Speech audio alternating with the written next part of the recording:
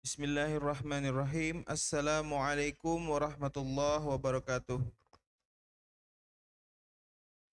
Alhamdulillahirabbil alamin wassalatu wassalamu ala asyrafil anbiya'i wal mursalin wa ala alihi wa ashabihi wa man tabi'ahum bi ihsanin ila yaumiddin.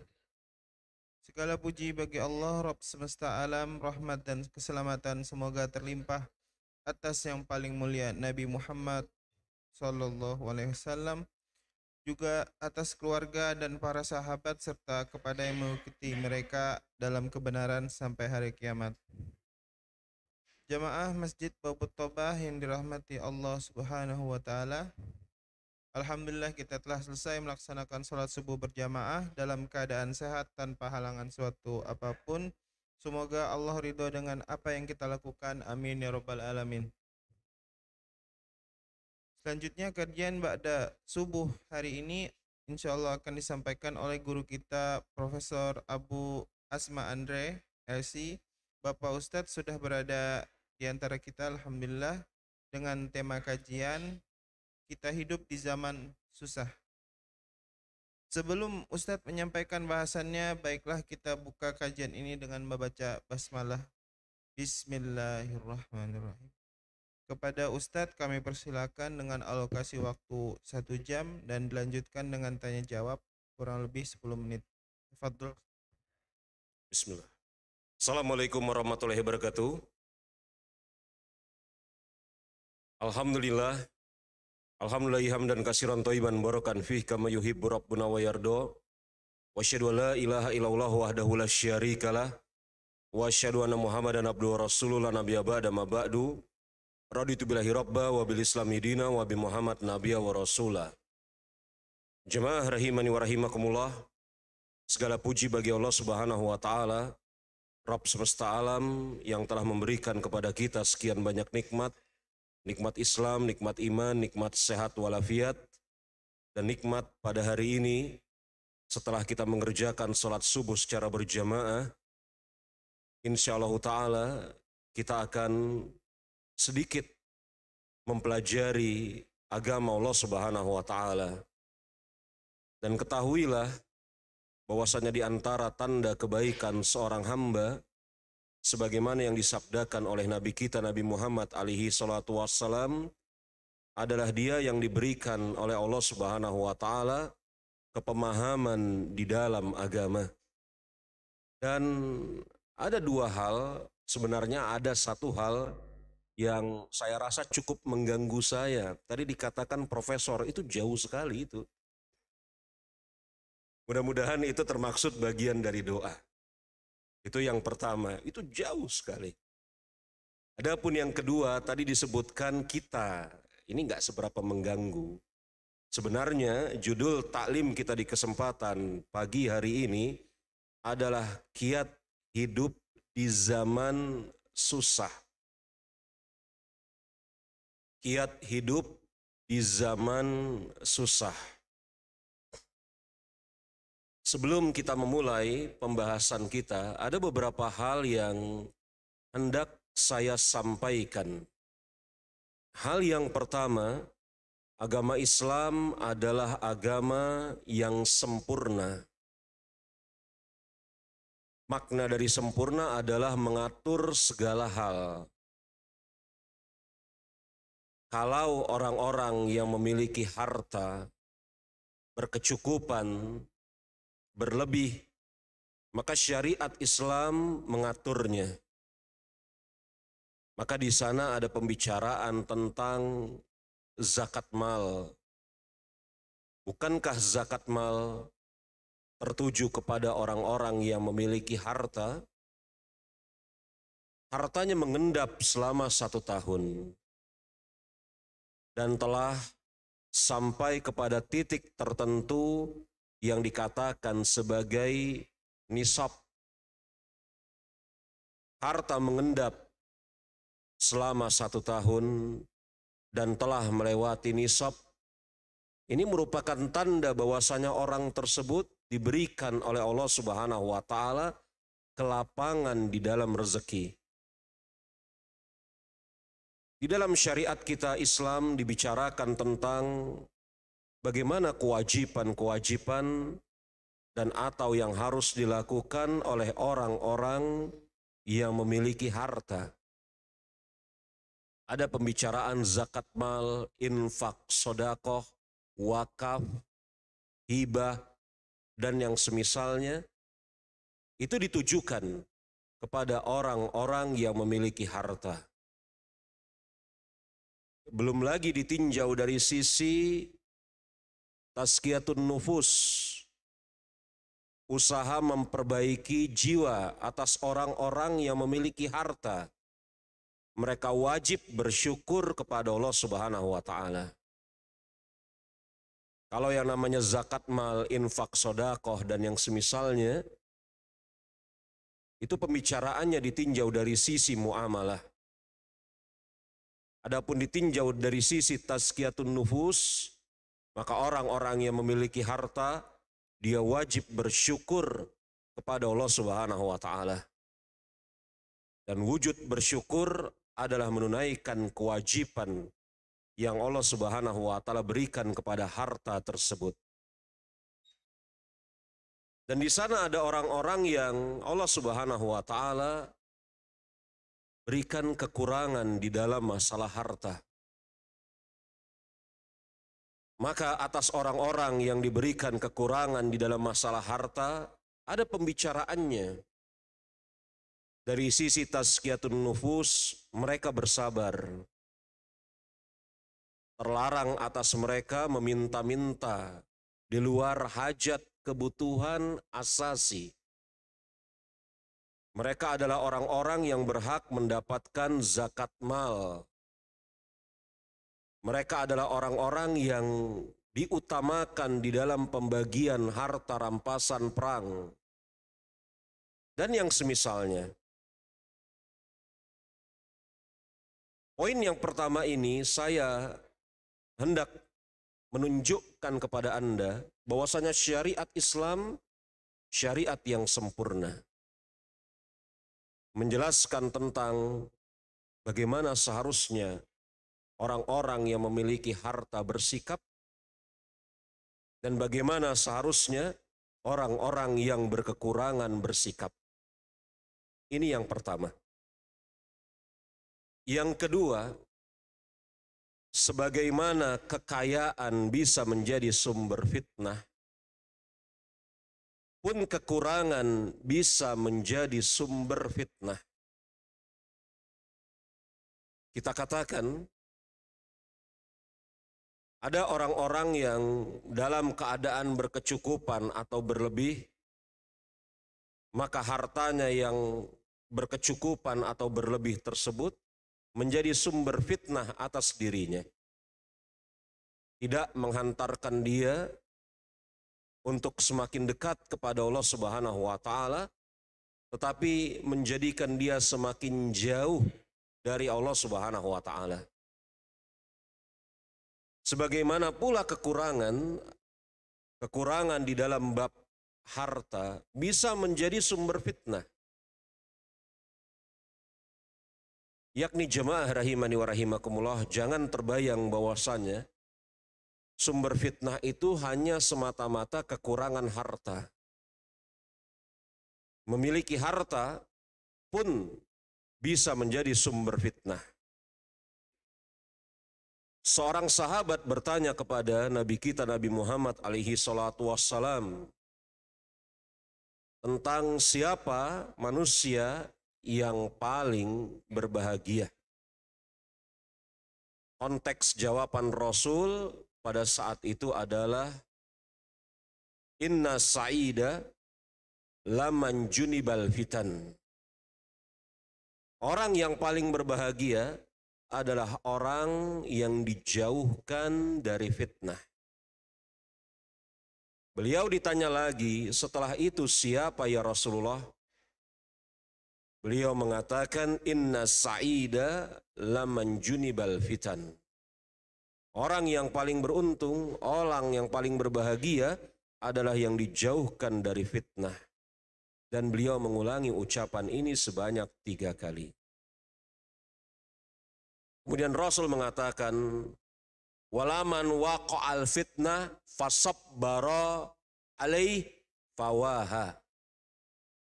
Dan siapa yang tertimpa fitnah atau terkena fitnah, hendaklah dia bersabar dan mengharap pertolongan ganjaran dari Allah Subhanahu wa taala. Hadis riwayat Al-Imam Abu Daud. Jadi orang yang paling berbahagia adalah orang yang dijauhkan oleh Allah Subhanahu wa taala dari fitnah. Fitnah berupa kekayaan, fitnah berupa kemiskinan. Ini yang kedua. Dan yang ketiga, secara hakikat, sebagaimana dinubuahkan oleh Rasulullah Shallallahu Alaihi Wasallam, beliau tidak terlampau khawatir kaum muslimin di dalam keadaan miskin. Secara nubuah, Nabi kita Nabi Muhammad alaihi salatu wassalam tidak terlampau khawatir kaum muslimin dalam keadaan miskin. Beliau tidak khawatir. Jadi ada dua kemungkinan seorang muslim atau kaum muslimin dalam keadaan kaya berlebihan harta, dan atau kaum muslimin dalam keadaan sempit kekurangan harta. Ada dua keadaan. Maka atas dua keadaan ini, beliau tidak terlampau khawatir kaum muslimin dalam keadaan kekurangan harta, kemiskinan. Makanya beliau mengatakan, lam takhsha alaikumul faqra. Aku tidak khawatir kalian tertimpa kemiskinan. Kaum muslimin diberikan oleh Allah Subhanahu wa taala ketahanan yang amat sangat di dalam menghadapi kesempitan hidup. Ini berbeda dengan selain mereka. Jadi orang-orang Islam yang berada di seluruh penjuru dunia, termaksud di negeri kita ini, telah diberikan oleh Allah Subhanahu wa taala ketahanan yang amat sangat di dalam menghadapi kesempitan hidup. Ini nubuah dari Rasulullah. La takhsha alaikumul faqra. Aku tidak khawatir kalian tertimpa kefakiran. Tetapi yang aku khawatirkan, dunia dibukakan oleh Allah Subhanahu wa taala terhadap kalian. Fatanafassakum, yang dengan sebab itu kalian berlomba-lomba untuk menggapai dunia. Fatuhlikum, dan kalian akan binasa. Maka kaum muslimin sanggup lebih tahan untuk menghadapi kefakiran, kemiskinan, kesempitan daripada kekayaan. Walaupun dua-duanya sumber fitnah. Saya katakan tadi pada poin yang kedua, dua-duanya sumber fitnah.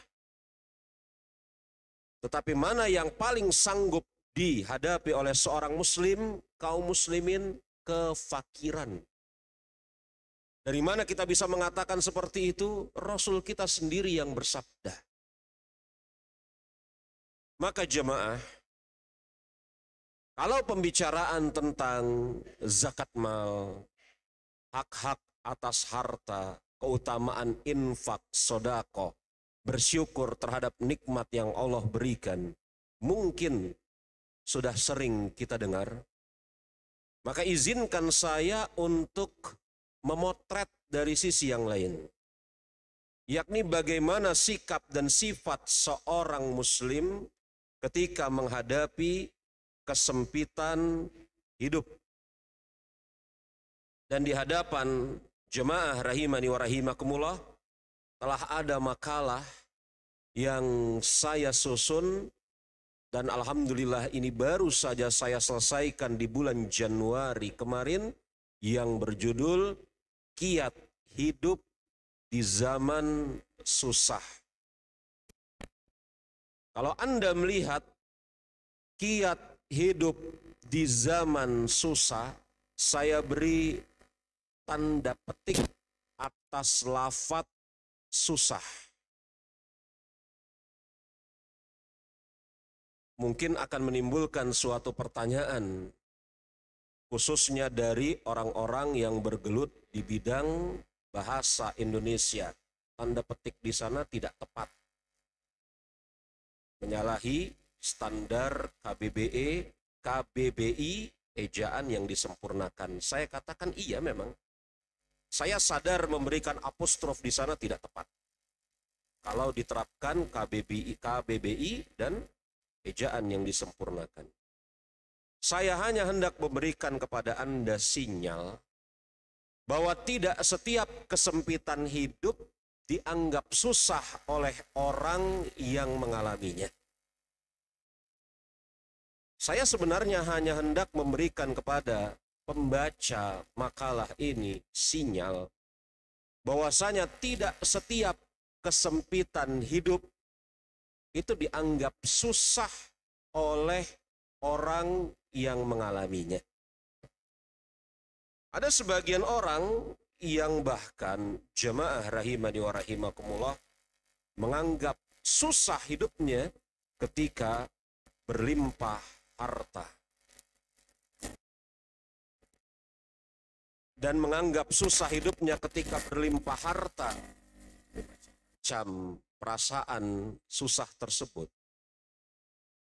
Ada yang susah ketika berlimpah harta dengan sebab susah untuk menjaganya, mempertahankannya. Dan inilah yang dikatakan oleh Imam Ibnul Qayyim dalam Madarijus Salikin. Atas pecinta dunia, Allah Subhanahu wa Ta'ala berikan kepada mereka 3 hukuman. Atas pecinta dunia, Allah Subhanahu wa Ta'ala berikan kepada mereka 3 hukuman. Hukuman lelah di dalam menggapainya. Yang kedua, hukuman lelah di dalam menjaganya. Dan yang ketiga, hukuman bersedih yang amat sangat ketika berpisah darinya. Ada orang yang kemudian merasa susah memiliki harta. Susah dia, tidur nggak nyenyak. Dia sewa penjaga, pasang CCTV, pagar tinggi. Sudah tinggi dikasih kawat duri. Kawat durinya dialiri listrik. Dia khawatir penjaganya berkhianat, dia pelihara anjing.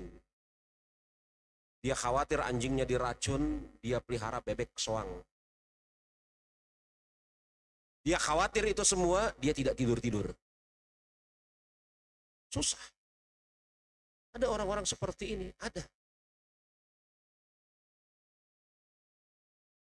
Katanya bebek atau soang itu lebih efektif untuk memberitahu orang asing dibanding anjing, katanya begitu ya. Saya nggak tahu itu, karena dua-duanya tidak ada di rumah saya. Yang banyak di rumah saya kucing.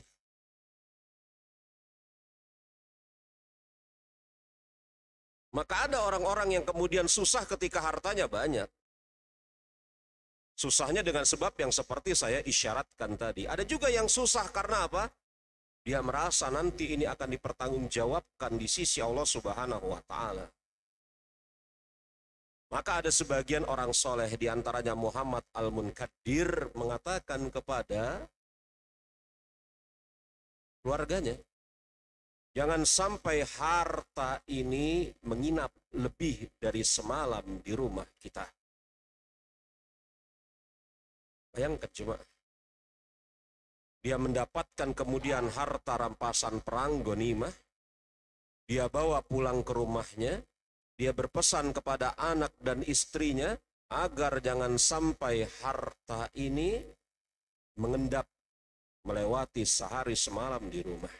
Susah atas diri dia harta tersebut kalau ada padanya. Karena yang dia bayangkan adalah bagaimana dia menjawab pertanyaan Allah Subhanahu wa Ta'ala. Ada orang yang memiliki kesempitan hidup, susah dia, betul-betul. Tapi ada orang yang memiliki kesempitan hidup, dia tidak merasa susah. Contoh yang paling baik adalah contoh yang diberikan oleh Nabi kita, Nabi Muhammad alaihi salatu wassalam. Beliau sempit hidupnya. Rumahnya Anda tahu sebesar apa di kota Madinah, samping Masjid Nabawi. Yang kalau berdiri kita pada hari ini, maka niscaya kita akan menundukkan kepala saking rendahnya plafon rumah beliau. Susah, sempit hidupnya. Dikabarkan oleh Aisyah radhiyallahu anha, pernah kurang lebih 2-3 bulan asap tidak mengepul dari perapian dapur beliau. Tetapi keadaan sempit di dalam masalah harta tersebut, apakah menyebabkan hati Rasulullah susah? Jawabannya tidak sama sekali. Bahkan beliau adalah orang yang memiliki hati yang paling lapang. Maka sengaja saya katakan kiat hidup di zaman susah, dalam tanda kutip susahnya. Karena ini betul-betul relatif jemaah. Betul-betul relatif. Maka Ustadz, kalau dikatakan kiat hidup di zaman susah, susahnya relatif, lalu bagaimana cara kita untuk bersepakat atas satu makna, supaya kemudian pembahasan kita ini bisa dipahami dalam makna yang benar, tidak terpahami dalam makna yang relatif. Karena bisa dibawa kemana-mana makna susah ini kan. Maka saya batasi jemaah, yang dimaksud kiat hidup di zaman susah di sini adalah susah dalam masalah kekurangan harta. Karena ada orang yang susah karena kelebihan harta seperti yang saya katakan tadi. Ya. Susah di dalam masalah ini kita batasi susah di dalam masalah kekurangan harta. Bagaimana syariat Islam menjelaskannya? Maka kita lihat pada halaman yang ketiga. Syariat Islam betul-betul sungguh mengagumkan. Sebagaimana yang saya katakan tadi. Di dalam syariat Islam ada pembahasan ekonomi. Kiat mengentaskan kemiskinan, zakat, infak. Yang semuanya itu merupakan konsekuensi atas kepemilikan harta. Zakat, infak, dan yang semisalnya itu konsekuensi atas kepemilikan harta. Lalu syariat Islam pun tidak lupa bagaimana seorang muslim berhadapan dengan fenomena kesempitan ekonomi. Maka jemaah rahimani wa rahimakumullah, untuk menjelaskan tentang bagaimana sikap dan sifat yang tepat ketika seorang muslim menghadapi kesempitan ekonomi, maka kita mulai membicarakan di antara kiat-kiatnya. Saya katakan di antara kiat-kiatnya. Maksudnya, apa yang saya tulis di makalah tersebut bukan seluruh kiat, tetapi kiat-kiat yang mampu saya kumpulkan dari penjelasan para ulama. Kiat yang pertama, beriman kepada qada dan qadar Allah Subhanahu wa ta'ala. Ini kiat yang paling utama, paling besar. Seorang muslim, dia harus meyakini, memiliki keimanan kepada qada dan qadar Allah Subhanahu wa ta'ala. Segala sesuatu yang terjadi merupakan bagian dari takdir Allah Subhanahu wa taala, termasuk kesempitan hidup. Sebagaimana harta merupakan pemberian Allah yang Allah Subhanahu wa taala takdirkan kepada seorang hamba, sebagaimana juga tidak memiliki harta merupakan takdir dari Allah Subhanahu wa taala. Allah Subhanahu wa taala berfirman di dalam surat Al-Qamar ayat yang ke-49, "Inna kulla syai'in khalaqnahu biqadarin." Dan sesungguhnya kami menciptakan segala sesuatu menurut ukuran, sesuai dengan takdir kami, biqadarin. Cermati ayat tersebut, di sana dipergunakan lafaz kulla, kulli yang menunjukkan seluruhnya, dan syai'in dalam isim nakirah, bukan asy-syai', yang menunjukkan kepada kita kekuatan di atas kekuatan. Isim nakirah menunjukkan makna umum, lafaz kulla kulli menunjukkan makna umum, artinya segala sesuatu yang terjadi di muka bumi termaksud kesempitan hidup telah Allah Subhanahu wa taala takdirkan. Iman kepada qada dan qadar. Sebagaimana kemudian keimanan kepada qada dan qadar ini telah dititahkan oleh Rasulullah Sallallahu Alaihi Wasallam. Beliau mengatakan, la yu'minu abdun hatta yu'mina bil qadari khairihi wa syarrihi. Tidak beriman salah seorang di antara kalian sampai dia beriman kepada takdir yang baik maupun yang buruk. Saya rasa kita sebagai seorang muslim sedikit pun tidak meragukan ini. Bahkan kita, anak-anak kita bahkan ketika diminta untuk menyebutkan rukun iman, maka ketika mereka menyebutkan rukun iman, dan itu juga yang telah kita ketahui, iman kepada takdir baik dan buruk.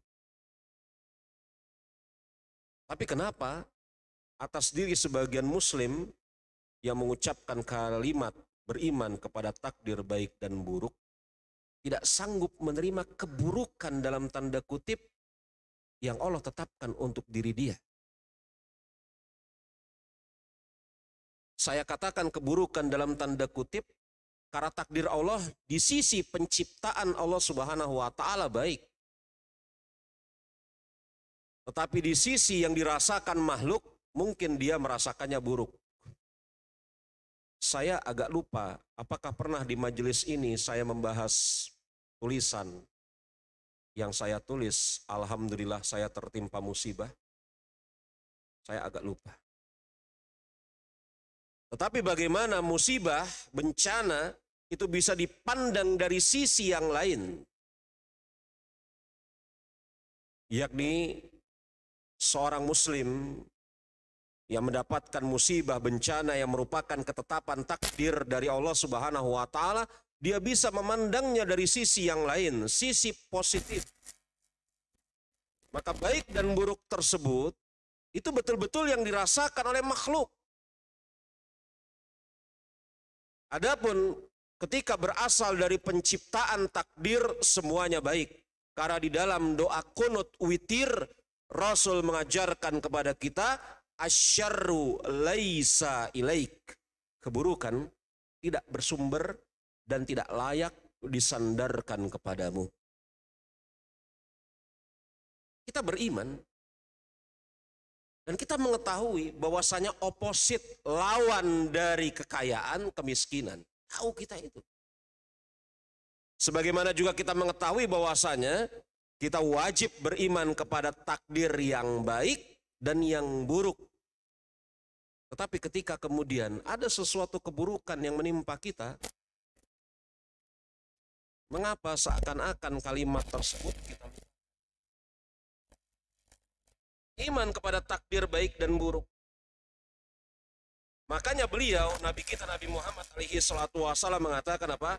Hatta ya'lama anna ma'asabahu lam yakun liyukhti'aka wa anna akhta'ahu lam yakun liyusibahu.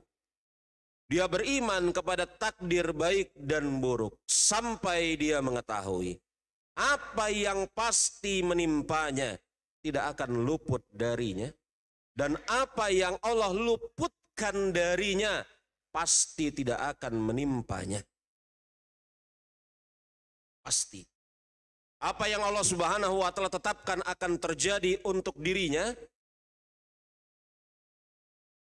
maka andai kata dia lari secepat mungkin, andai kata dia minta pertolongan dari sekian banyak orang, maka pasti akan menimpanya.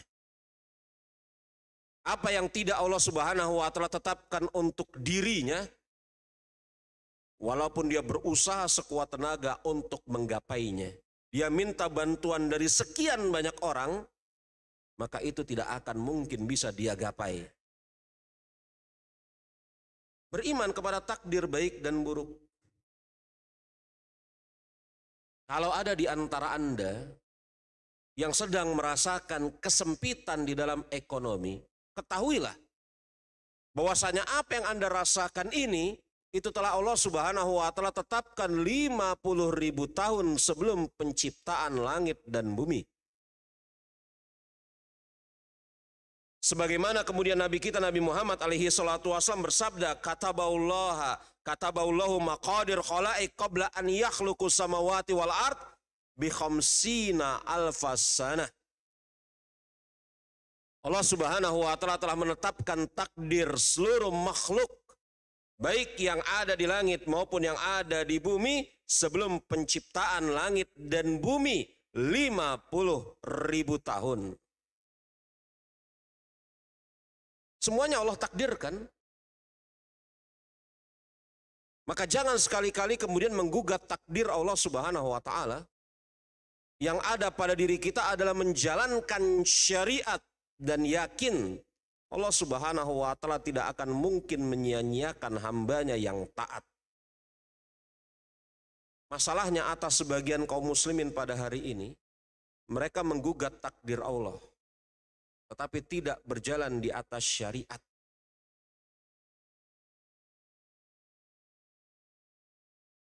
Jangan gugat takdir Allah Subhanahu wa taala dengan mengatakan, "Ya Allah, mengapa Engkau melakukan ini dan itu kepada saya?"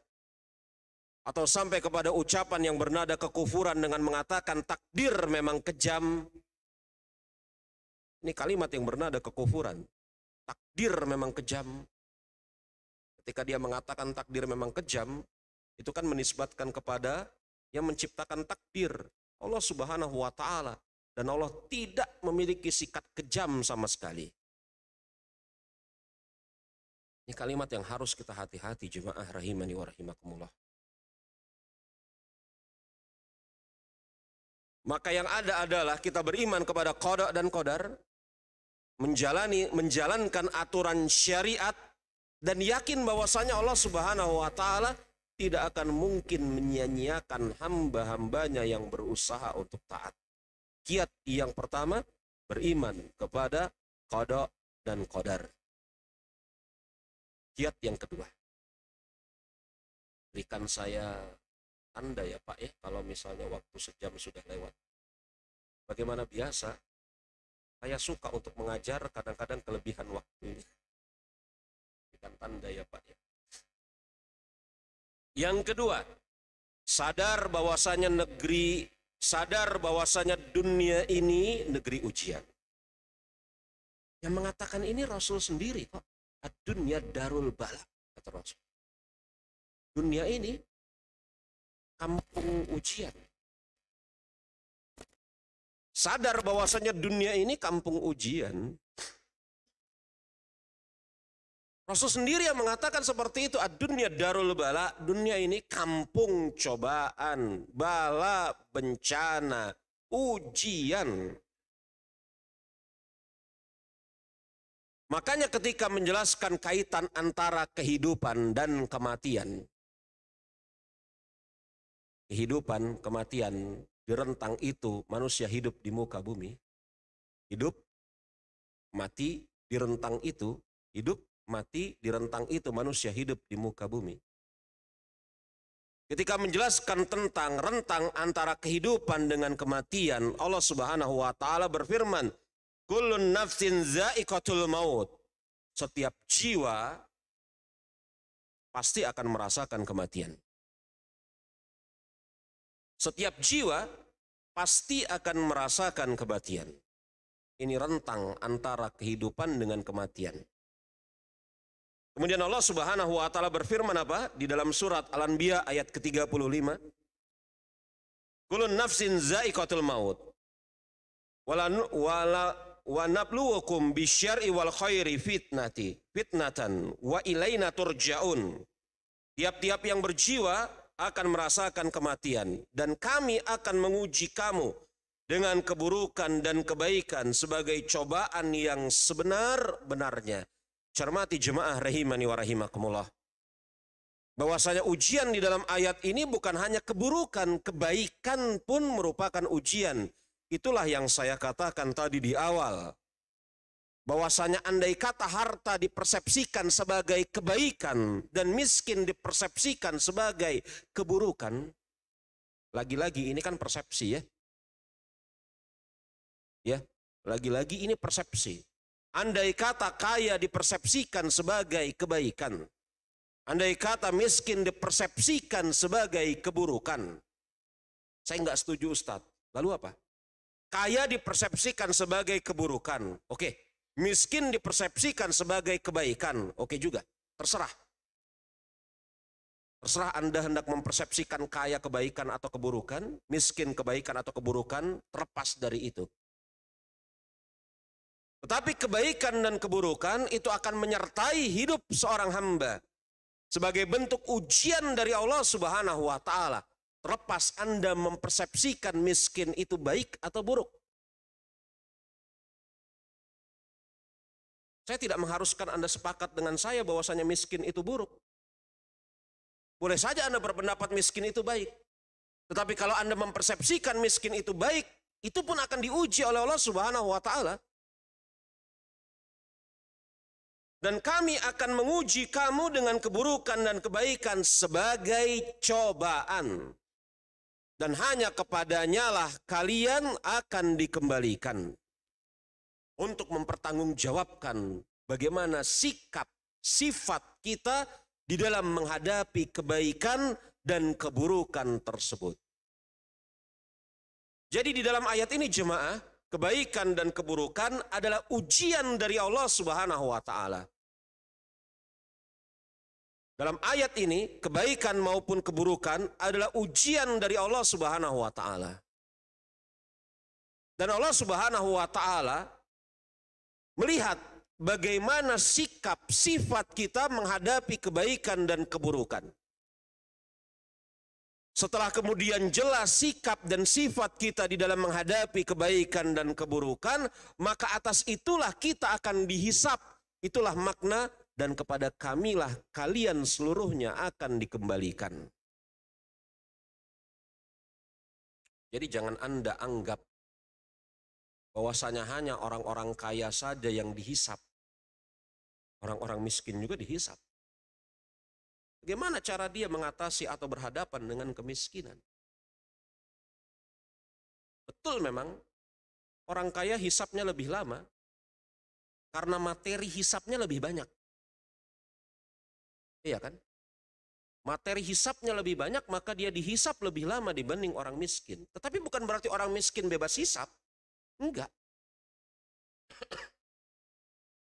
Bahkan kalau kemudian kita potretkan kepada orang-orang kaya semisal Abdurrahman bin Auf, Utsman bin Affan, hisap mereka jelas lebih cepat daripada sebagian orang-orang miskin yang melakukan kemaksiatan pada hari ini.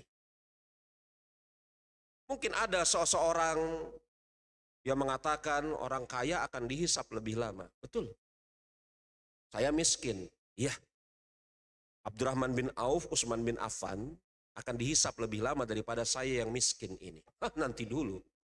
Anda yang miskin itu bagaimana sikap dan sifatnya? Kalau Anda yang miskin sikap dan sifatnya adalah durjana, melakukan kemaksiatan, Anda dihisap lebih lama daripada Abdurrahman bin Auf, Utsman bin Affan. Bahkan Utsman bin Affan dan Abdurrahman bin Auf dihisapnya cepat. Tapi memang secara umum orang-orang kaya dihisapnya lama karena materi hisapnya lebih banyak daripada orang-orang miskin. Maklum ini. Tetapi bukan berarti orang-orang miskin tidak dihisap. Bagaimana cara mereka, sikap mereka di dalam menghadapi kemiskinan itulah yang nanti akan dihisap. Dan kepada kamilah kalian akan dikembalikan, kata Allah Subhanahu wa Ta'ala. Makanya kalau kita lihat ucapan Imam Ibnu Katsir rahimahullahu ta'ala, Allah Subhanahu wa Ta'ala akan menguji manusia dengan kemudahan, kesulitan, kesenangan, rasa takut, kesehatan, dan bencana. Lihat kata Imam Ibnu Katsir, Allah Subhanahu wa Ta'ala menguji manusia dengan kemudahan, kesulitan, kesenangan, rasa takut, kesehatan, bencana, sehat juga akan dihisap oleh Allah Subhanahu wa Ta'ala. Sehat juga akan dihisap oleh Allah Subhanahu wa Ta'ala. Makanya di antara 4 pertanyaan nanti yang akan ditanyakan oleh Allah Subhanahu wa Ta'ala kepada seorang hamba tentang anjismihi fi ma'ablah. Jasadnya ini dia pakai buat apa? Tubuhnya ini dia pakai buat apa? Lihat kata Imam Ibnu Katsir rahimahullahu ta'ala. Allah Subhanahu wa Ta'ala akan menguji manusia dengan kemudahan, kesulitan, kesenangan, rasa takut, kesehatan, dan bencana.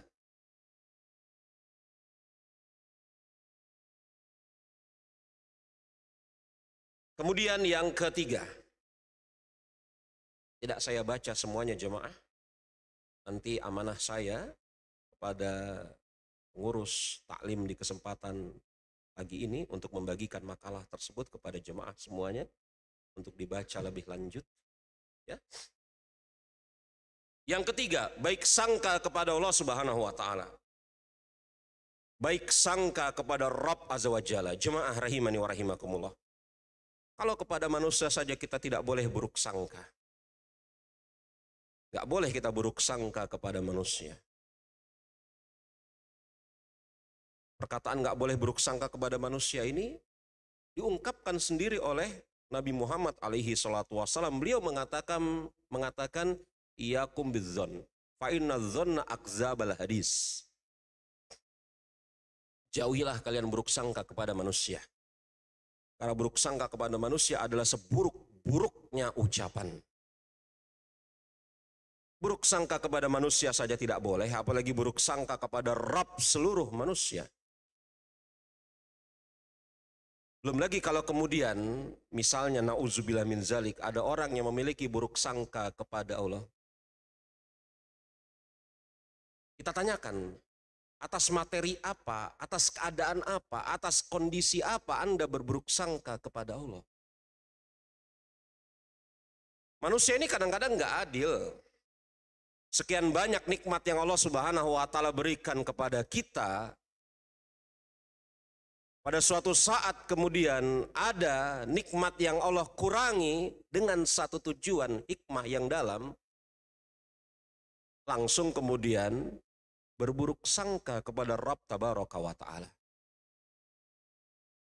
Padahal Allah Subhanahu wa Ta'ala dekat dengan seorang hambanya, membantu hambanya, menolong hambanya, sesuai prasangka hambanya terhadap dirinya.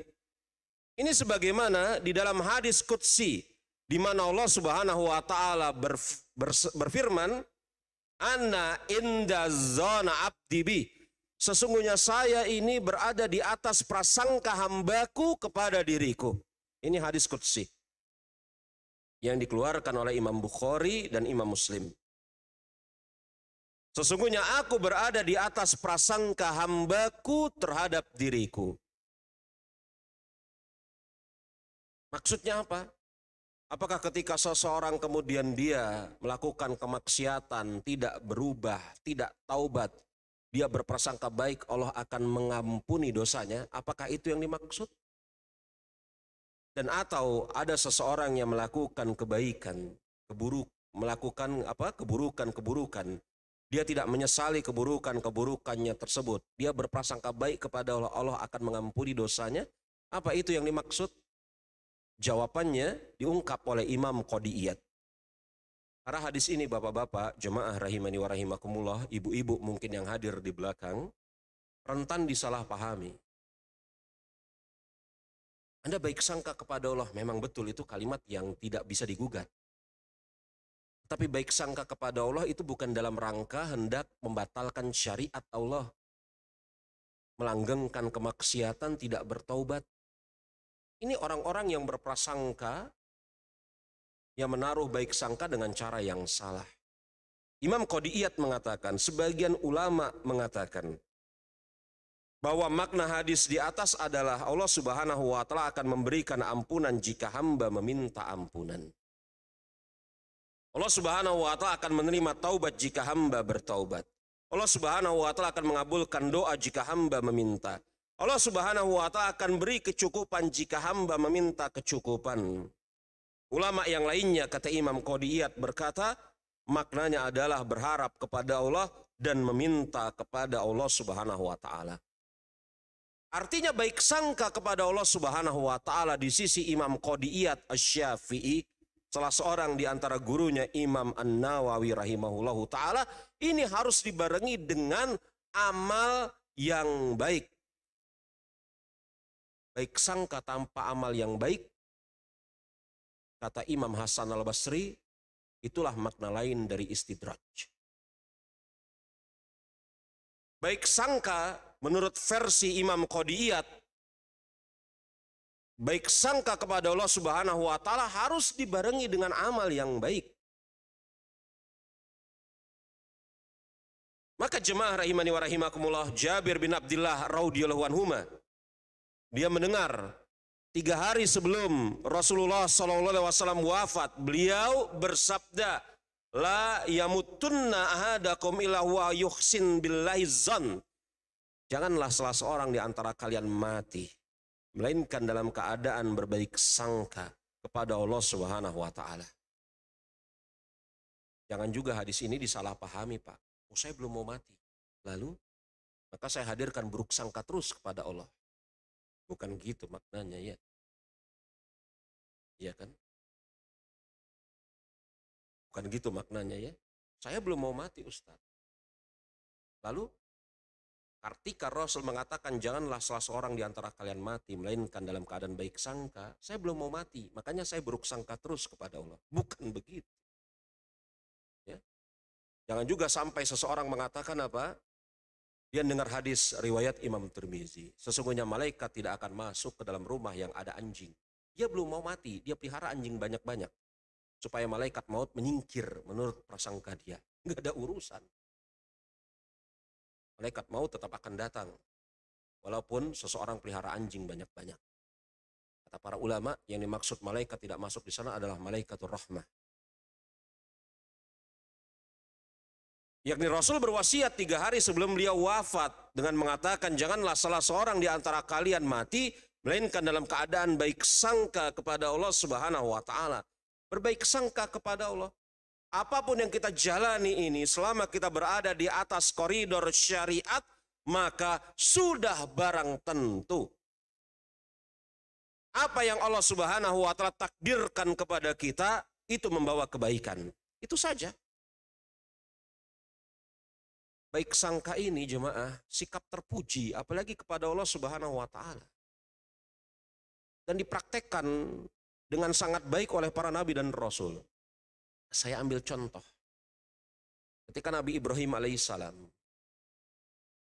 diwahyukan oleh Allah Subhanahu wa Ta'ala untuk pergi meninggalkan kampung halamannya. Karena sesaat sebelumnya beliau hampir dibakar oleh orang-orang di kaumnya. Betul? Nabi Ibrahim kan diwahyukan untuk pergi jauh ke suatu tempat antah berantah yang tidak ada manusia, tidak ada air, tidak ada tanam-tanaman, hewan, tumbuhan. Kira-kira jemaah, apa yang menyebabkan Nabi Ibrahim alaihissalam pergi ke tempat tersebut yang hari ini kita kenal sebagai Mekah? kalau tidak taat kepada Allah dan menaruh baik sangka kepada Allah. Coba kira-kira apa yang menyebabkan Nabi Ibrahim alaihissalam pergi ke tempat antah berantah pada saat itu, yang hari ini kita kenal Mekah. Tempat itu nggak ada air, nggak ada penghuni, nggak ada pohon, nggak ada tanam-tanaman, tidak ada binatang, tidak ada siapapun, tidak ada apa-apa kecuali batu. Apa yang menyebabkan Nabi Ibrahim pergi ke sana? Kecuali kemudian taat kepada Allah dan baik sangka kepada Allah. Dan sekarang lihat hasilnya. Tempat di mana di muka bumi ini yang nggak pernah sepi 24 jam. Saya belum pernah ke sana jemaah, saya belum pernah ke sana. Tapi sebagian orang yang pernah ke Times Square, bukan Cibubur. Bukan Cibubur Times Square apa? New York atau mana nih? New York ya. Ada sepinya gitu loh. Pada jeda waktu tertentu ada sepinya. New York gitu ya. Bener entah enggak nih saya nyebutnya. Ada sepinya pada jeda waktu tertentu. Ini teman-teman yang sudah pernah pergi ke sana ngomong, Ustadz ada waktu sepinya ini. Kalau Mekah Anda lihat tidak ada sepinya sama sekali. Makin lama makin ramai. Habis waktunya ya? Belum. Kalau pembawa acara sudah masuk batuk gitu, sensitif. Tidak ada sepinya. Apa sih yang menyebabkan Nabi Ibrahim alaihissalam pergi ke sana? Baik sangka kepada Allah subhanahu wa ta'ala, yang menjadi urusan Nabi Ibrahim taat kepada Allah. Mendengar perintah Allah untuk pergi ke sana. Dia pergi ke sana dalam rangka baik sangka kepada Allah. Apa yang terjadi? Tempat itu ramai, muncul dari tulang sulbinya untuk memuliakan Nabi Ibrahim alaihissalam, seluruh Nabi dan Rasul. Makanya dikatakan seluruh Nabi dan Rasul itu muncul dari tulang sulbinya Nabi Ibrahim alaihissalam. Kan tidak ada Nabi dan Rasul setelah Nabi Ibrahim kecuali anak keturunan beliau. Baik sangka kepada Allah subhanahu wa ta'ala. Ujian yang kita alami pada hari ini, kalau kemudian kita berusaha untuk mendengar, taat kepada Allah subhanahu wa ta'ala, baik sangka pasti di ujungnya ada kebaikan. Pasti. Baik sangka kepada Allah subhanahu wa ta'ala. Kemudian yang keempat, bersabar. Sabar itu pujiannya banyak sekali di dalam Al-Quran maupun hadis. Sampai-sampai Imam Ahmad mengatakan ada 21 pujian dari Allah subhanahu wa ta'ala atas hamba-hambanya yang bersabar. Pujian. Sabar di dalam menjalankan ketaatan, sampai ketaatan tersebut tertunaikan. Sabar di dalam meninggalkan kemaksiatan. Dan sabar di dalam menghadapi qada dan qadar. Sabar di dalam menghadapi qada dan qadar. Iya. Dan jemaah rahimani wa rahimakumullah, ada hadis yang indah sekali yang disebutkan dari sahabat Anas bin Malik radhiyallahu anhu, yang bisa dilihat di halaman yang ke-9. Bahwasanya Nabi Muhammad alaihi salatu wasallam mengatakan, inna a'zama jaza ma'a'zamal bala. Sesungguhnya ganjaran itu besar kecilnya tergantung dengan besar kecilnya ujian. Sesungguhnya ganjaran itu besar kecilnya tergantung pada besar kecilnya ujian. Dan jangan sekali-kali hamba-hamba yang Allah subhanahu wa ta'ala cintai, tidak Allah subhanahu wa ta'ala uji. Makanya beliau mengatakan apa? Beliau mengatakan, wa inna allaha idza habbal qauma ibtalahum. Dan apabila Allah subhanahu wa ta'ala mencintai suatu kaum, niscaya Allah akan mengujinya. Jemaah, kalau ada orang yang dengan sebab dicintai, kalau ada orang yang dengan sebab paling Allah cintai, kemudian tidak Allah uji dengan kemiskinan, dengan kesempitan hidup, maka yang paling layak Nabi kita. Ya enggak. Kalau ada orang yang paling dicintai oleh Allah subhanahu wa ta'ala dengan sebab kebaikan amal-amal solehnya, dan dengan sebab itu tidak layak untuk diuji, maka yang paling utama untuk tidak diuji adalah Nabi kita, Nabi Muhammad alaihi salatu wassalam. Tapi Anda lihat, Allah uji beliau dengan ujian yang terus menerus. Ada ucapan yang bagus sekali. dari Imam Ibnul Jauzi rahimahullahu ta'ala. Mengapa kemudian seorang muslim, konteks pembicaraan Imam Ibnul Jauzi pada saat itu adalah Rasulullah dan orang-orang yang berusaha untuk mengikuti beliau. Kenapa seorang muslim Allah Subhanahu wa taala uji? Kadang-kadang kan kita ini berpikir ya, kok orang-orang Islam ini setiap saat diuji. Ujian ini, ujian itu. Belum lagi kalau kemudian kita lihat di luar sana, kok ada orang-orang yang kafir, ahli maksiat, kok kayaknya happy-happy aja. Kok bisa seperti itu? Padahal hakikatnya nggak kayak gitu jemaah.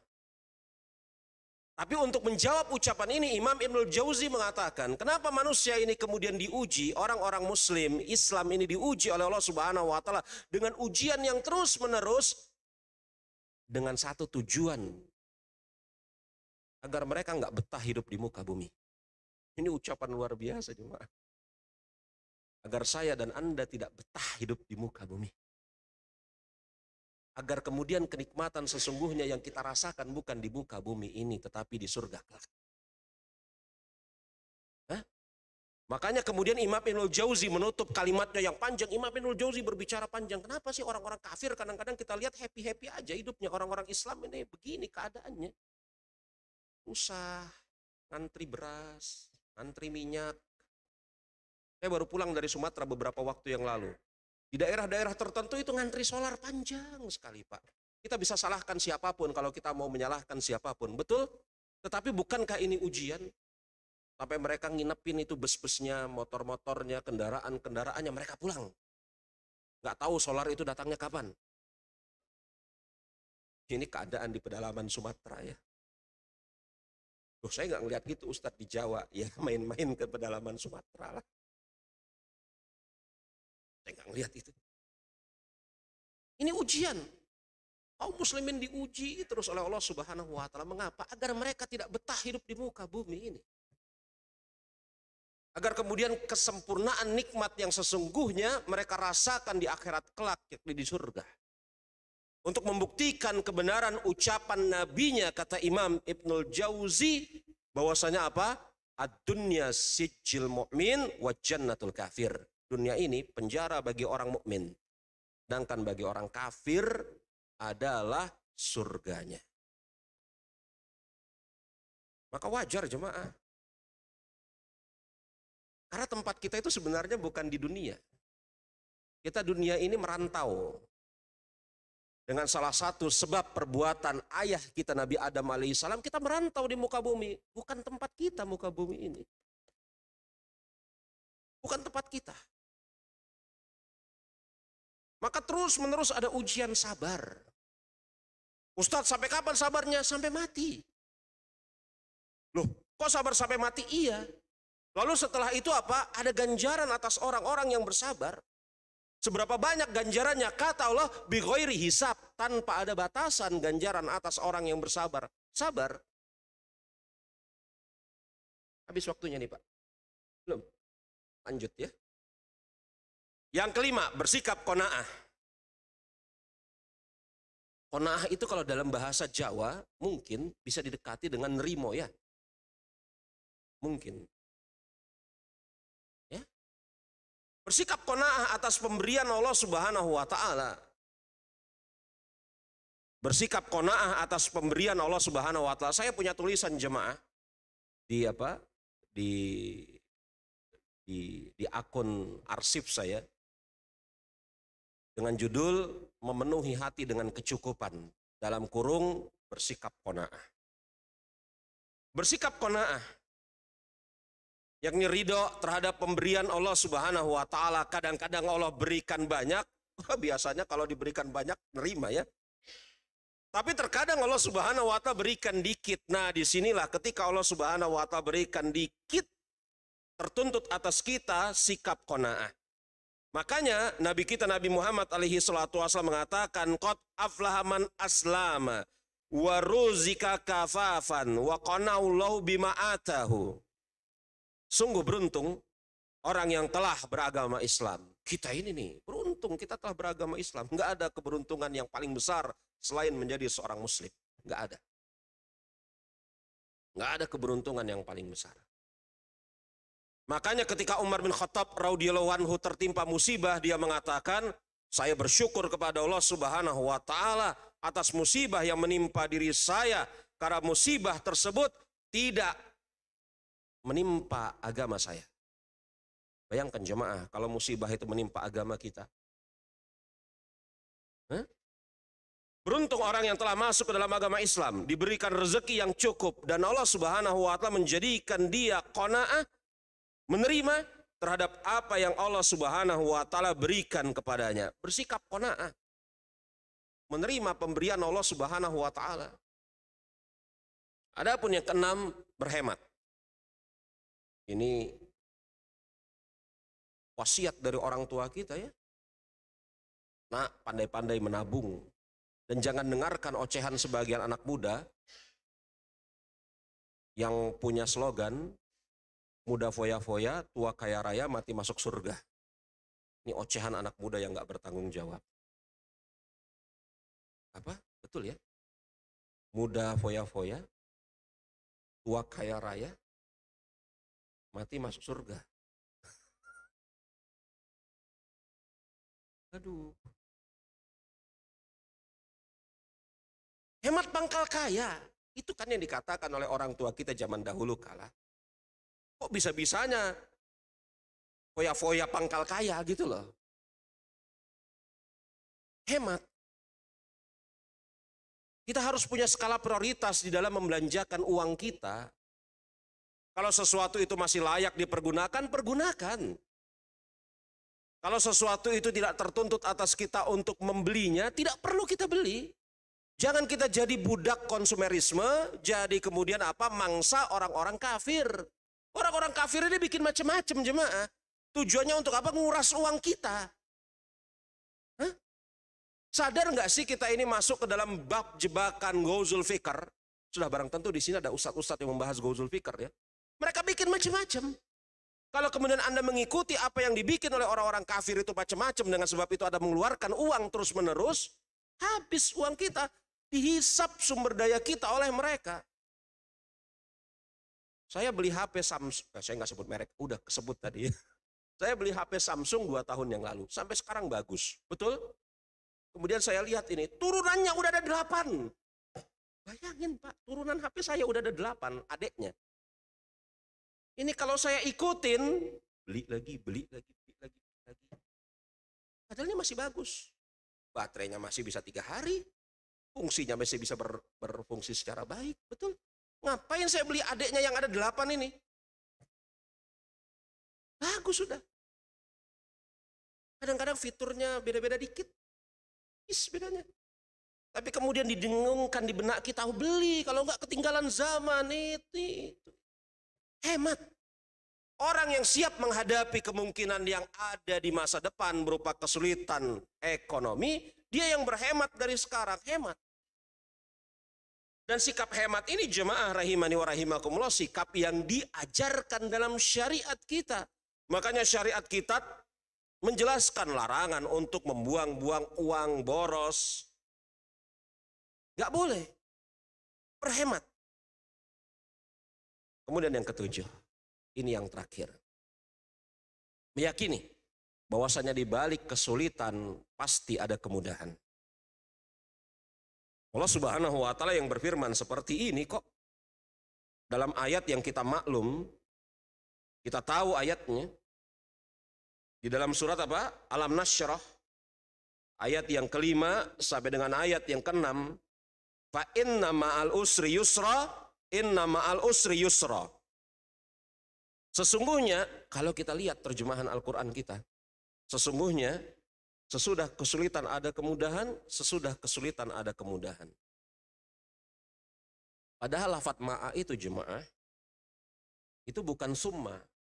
Kalau sesudah itu summa dalam bahasa Arab. Ma'a itu bersama. Maka kalau kita lihat misalnya tafsir Syekh Abdurrahman bin Nasir As-Sa'di rahimahullahu ta'ala, beliau mengatakan bersama kesulitan ada kemudahan. Jadi kemudahan itu bukan datang setelah kesulitan. Ketika Allah Subhanahu wa taala turunkan kesulitan, maka lengkap sepaket dengan kemudahan. Masalahnya, kita bisa melihat tidak ada kemudahan di balik kesulitan tersebut. Jangan-jangan fokus kita adalah kesulitan tersebut sehingga menutupi mata kita dari melihat adanya kemudahan. Kan begitu ya.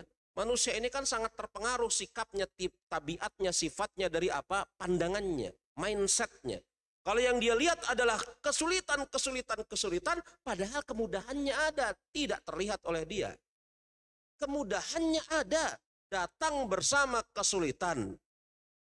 Bukan setelahnya. Belum lagi kalau secara tinjauan ilmu bahasa, lafadz kesulitan di dalam ayat ini dan lafadz kemudahan di dalam ayat ini mempergunakan tinjauan bahasa yang berbeda. Kesulitan isim makrifat ditandai dengan alif lam, kemudahan isim nakirah di mana tidak ada alif lam. Coba lihat. Al-usr yusra, al-usr yusra. Kesulitan ada alif lam. Kemudahan tidak ada alif lam. Kesulitan isim makrifat. Kemudahan isim nakirah. Apa maksudnya? Isim makrifat yang disebutkan lebih dari satu kali pada hakikatnya menunjukkan satu yang sama. Isim makrifat, Pak, disebut lebih dari satu kali, sampai 1.000.000 kali, itu menunjukkan yang sama. Tetapi kalau isim nakirah disebutkan lebih dari satu kali, menunjukkan dua hal yang berbeda. Artinya apa? Kata Syekh Abdurrahman bin Nasir As-Sa'di rahimahullahu ta'ala, bersama satu kesulitan ada dua kemudahan. Bukan satu kesulitan ada satu kemudahan, tapi satu kesulitan ada dua kemudahan. Ini wujud kasih sayang Allah Subhanahu wa ta'ala kepada hamba-hambanya. Ketika hamba-hambanya berhadapan dengan kesulitan yang satu itu, dia menjalani ketaatan kepada Allah Subhanahu wa ta'ala, maka Allah Subhanahu wa ta'ala dengan wujud kasih sayangnya bukan berikan satu kemudahan, tapi dua kemudahan. Bukankah dia Ar-Rahman Ar-Rahim? Baik jemaah, saya rasa habis waktu kita dari tadi ya. Mohon maaf Pak DKM, pembawa acara dan yang lainnya, mungkin waktunya udah habis. Saya persilahkan kemudian untuk memandu tanya jawab apabila ada pertanyaan. Ya. Alhamdulillah telah selesai pembahasan materi yang disampaikan oleh Ustadz. Semoga dapat kita ambil pelajaran dan amalkan dalam kehidupan sehari-hari dan menjadi amal jariah bagi Ustadz. Selanjutnya kami berikan kesempatan jika ada satu pertanyaan untuk tanyakan kepada Ustadz. Ada? Cukup. Baik Ustadz, tolong untuk dapat itu. Oh ada Ustadz. Oh,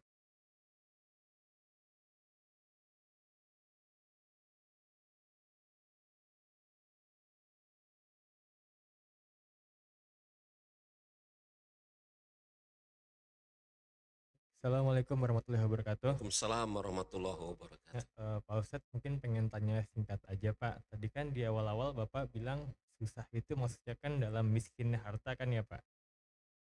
Iya. Terus pertanyaanku gini aja sih Pak. Kenapa kalau misalkan tadi mungkin dari penjelasan Bapak itu tuh saya mungkin menganggapnya malah Islam itu agak identik dengan yang namanya kemiskinan gitu.